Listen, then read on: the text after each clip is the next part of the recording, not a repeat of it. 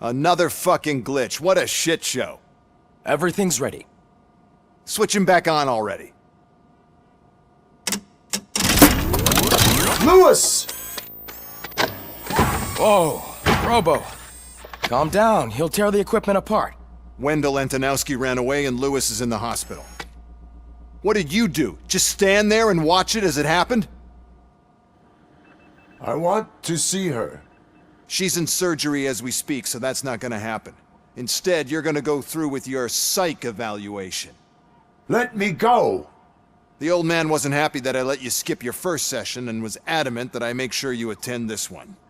Especially since the problem of you malfunctioning has obviously persisted. So, Doctor, do your thing.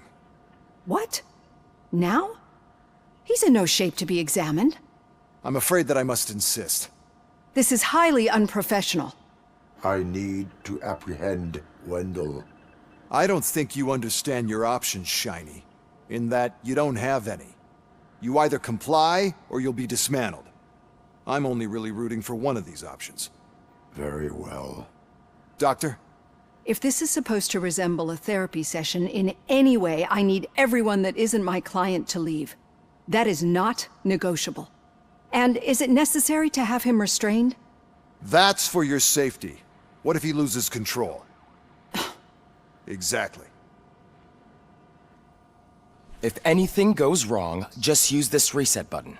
One press, and he goes back to La La Land. Okay, let's leave the good doctor to work. And Robo, see me after this is over. I'm sorry it has to look like this. Are you at...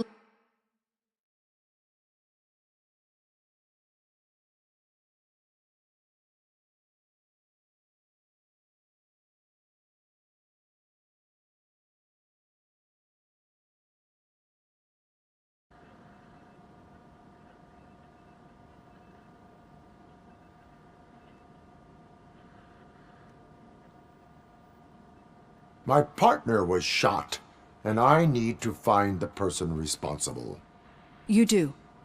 But I think you'll agree that you should be in the best shape possible to undertake that task.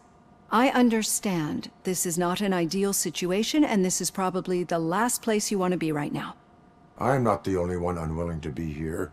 Your heart rate is above 120 BPM. You're equipped with a heart rate monitor? I imagine it comes in handy in your line of work. It does. I agree this whole thing is happening rather fast, but we are both professionals at helping others. So how about we start again? My name is Dr. Olivia Blanche. Naturally, I've heard people refer to you by different names, but I'm curious to hear which one you prefer.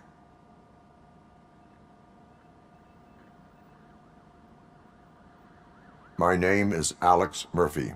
Then I'll call you Alex Murphy. I've worked with many police officers that have gone through traumatic experiences, but I think we can both agree that you are no ordinary police officer.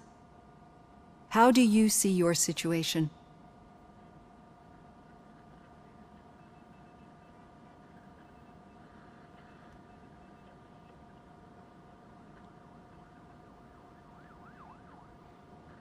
I am a cybernetic organism, a fusion of both the remains of the policeman Alex Murphy and this high-tech armor.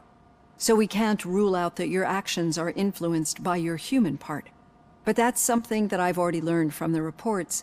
What I would much rather hear is how do you perceive yourself? Perceive? Yes. See, what I found immensely helpful in working with my patients is transparency. In order to help each other, we need to be able to see each other fully.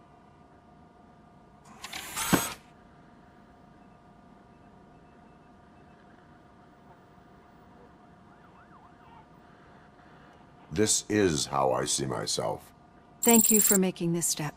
Now that you see me the way I am, do you wish to push the reset button? Your heart rate remains high. No. Not at all. It's actually my secret that is making me nervous, not yours. You're not the only one here with prosthetic body parts. This hand, you must have wondered what happened. Some time ago, I was a victim of a crime. A thief broke into my house. He made a lot of noise and my neighbors called the police. An Ed 209 reacted to the call and mistakenly recognized me as a threat. My hand was red mist moments later. Since that day, I have become, let's say, a little leery of machines.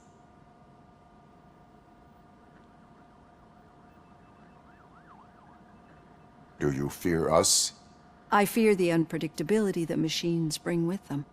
So when I heard there was a chance to contribute to the research on the stability of OCP's mechanical units, I jumped at the opportunity. I hope you don't find it unprofessional. Getting that off my chest made me feel a bit better. How about you check my pulse now? It has dropped below 120 BPM.